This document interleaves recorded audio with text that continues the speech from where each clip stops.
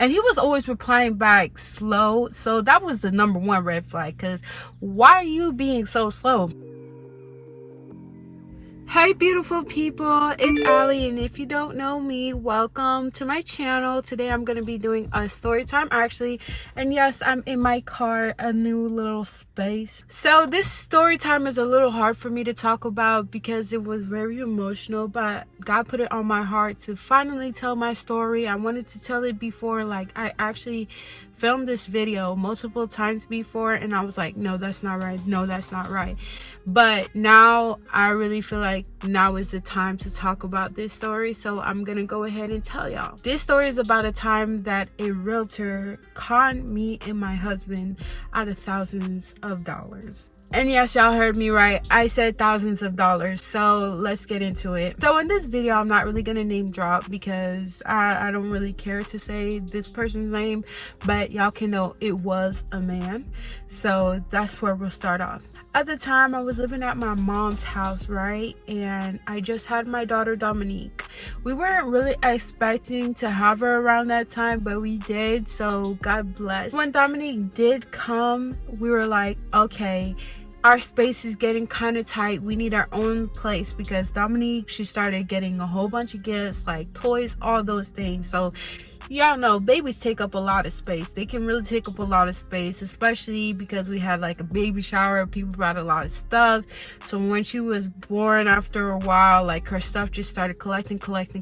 We're like, nah, we need our own place. So the year before, we started, you know, saving money, like going really hard with working and stuff like that. Like we worked long hours, long shifts. We did everything we needed to do in order to save up that money and to get an apartment.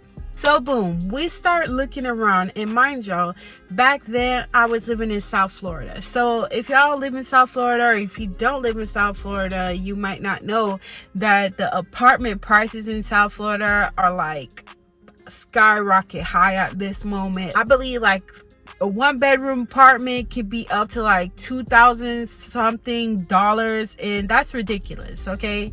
But we'll get back to that. So we're looking all over. We went to some apartment places, and they told us the amount, and they were like, okay, you have a child that's 1 year old, so you have to get a 2-bedroom. And we're like, yo, a 2-bedroom, that's like $3,000 something dollars. And we're like, I don't know about that. So we were just trying to figure out where we could find a good apartment in a good place, because we wanted to be safe, because it's like us and our daughter, we don't want to be in no crazy dangerous spot. Like we weren't that desperate, but at the time, like I wanted to give my mom her space, I wanted to give my sister her space, because my little sister at that time, she did not have a room. Okay, my little sister did not have a room, and she's like a teenager. It was about to be her like first year in high school. I'm like, no, I'm not about to have my little sister not having a room and I have the room in the house. Like I want her to have that room. I want her to have her privacy. I want her to, you know, have her thing. So I was keeping in mind about that. And also I wanted to really respect my mom, and I really felt like as a couple, me and my husband, like being married, we need our own privacy. Like come on now, like we want to have our own rules. We're adults, so that's why we wanted an apartment. So we was trying our hardest, and you know, tax time came in. We're like, now we really need to go ahead and get an apartment, because we just got that influx of money coming in. So we're like, yeah, we saved up, we got our taxes and all of that, so boom, it's time. So we were like kind of getting anxious, so we started looking online, you know, apartment listings online and stuff like that. And we're like, apparently Facebook Marketplace, they have some places too. And so we're like, why not look at them? So we started looking at them. We're like, I don't know if they're suspicious or not, we'll see, you know, we gotta make sure this realtor is you know, real. And so we started looking around our area and we're like, okay, we sent some messages, but the thing is like, you have to be on top of these things, because as soon as you turn your back, somebody got an apartment. So you got to be fast with it. It's kind of like the housing market. You turn your back, bam, the house is already sold. You turn your back, bam, that apartment you was looking at was leased. So we found someone, and the apartment, we went there. It was looking nice. Like, the realtor showed us around. It was a nice apartment. So we're like, yeah, of course we want to go ahead and go with this apartment. So we went ahead and we did our little research, and we also went to the apartments around nighttime, because that's what they say. Go to the apartments around nighttime before you go ahead and start dropping money and stuff, because that's when you really know how the area is like when you go visit a place around nighttime. And we did like that like more than once, and we liked it. So we're like, okay, we're gonna go ahead and get this apartment. So boom, we had to sign the contract and stuff, and then we had to, you know, do the down payment, all those things. I don't know the exact name for it because it's been a while since, you know, I leased. But let me tell you, we did all of that. We sent the man the money. We're like, all right, let us know like if it goes through and stuff like that. And we're waiting because, you know, the landlord of the apartments, it wasn't like a big apartment complex. It was just like these small apartments. We're like, we're waiting on the landlord to tell us what's up. So like, we're waiting, and we just keep messaging the realtor. When are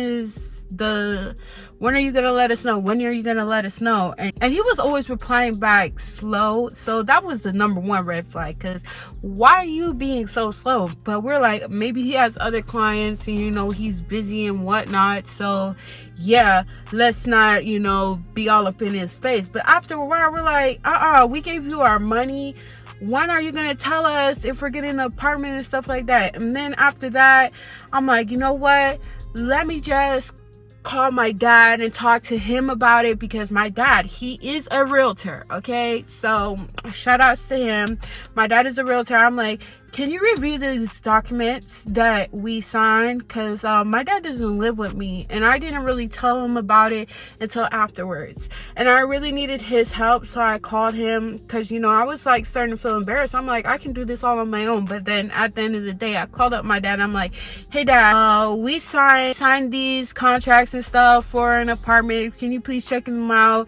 And my dad was checking them out. He's like, they don't really look suspicious, but the way the realtor is acting, he's kind of suspicious. Because why hasn't he given you a call and tell you how many days it's going to be till you're going to move in? And so yeah, we kept messaging. And then after that, we're like, something sus. And my dad's like, nah, at this point, this man is playing you. He is playing you, because the realtor kept talking about, oh, the landlord has to do this. And no. He just kept coming up with these terrible excuses. So then we're like, you know what, we had enough of this. We're like, can you just refund us our money and that would be it, because we really need to get an apartment, and it seems like you're not able to lease this apartment for us. And then he kept being like, all right, I'm gonna send y'all the money. And days passed, he still hasn't sent us the money. And we're like, oh, meet us up at the bank so we can go ahead and you can get us the money, because he's talking about, oh, something wrong with his account. And we're like, we don't want to hear that. Meet us up at the bank, give us back our money, like give us a check and stuff like that, because we gave him a check, he cashed out the check real quick. But when it came to giving us back our money, it was being real slow. So we're like, he just kept on coming up with excuses, and we're like, yo, let's go ahead and file a police report, because this is crazy. So, you know, we printed out all the messages and stuff, we gave it to the police, and they're like, okay, well, we need some more evidence, and it's not really that much of a case, and we're like, okay, that's weird. They're like, this man has to like really do something bad for us, or, you know, it has to be more people to come up and speak about it. So fast forward, we told him like we were gonna file a police report. We didn't just like go ahead and file it first without telling him. We're like, if you don't give us our money, we're going to file a police report. And we did it. And so obviously he did not care. For some reason, my husband, he went ahead and found his Facebook. My husband actually found a group on Facebook of people who got scammed by the same realtor.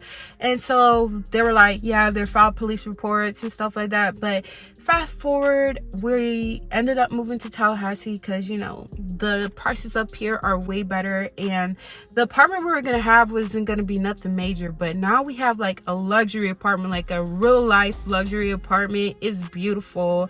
I hope to show y'all in the future what it actually looks like. Hopefully I'll do an apartment tour too, but it's beautiful. And I really am so thankful to God that he didn't let us move into that place, because we deserve much more, and that's what we got. And we're so thankful to have the apartment we have now. But you know, I just wanted to tell the story so y'all don't get caught too, so y'all know the red flags. You know, check the person's real estate license and stuff like that, like the company, everything. I'll put down below the links of how to do that, because I don't want y'all out here getting scammed. All right, so this is kind of like a testimony as well about how you can be put in one situation, God takes something away and gives something better to you. So keep that in mind. Thank y'all for listening to my story time. Make sure to like, comment, and subscribe. Hit that notification bell.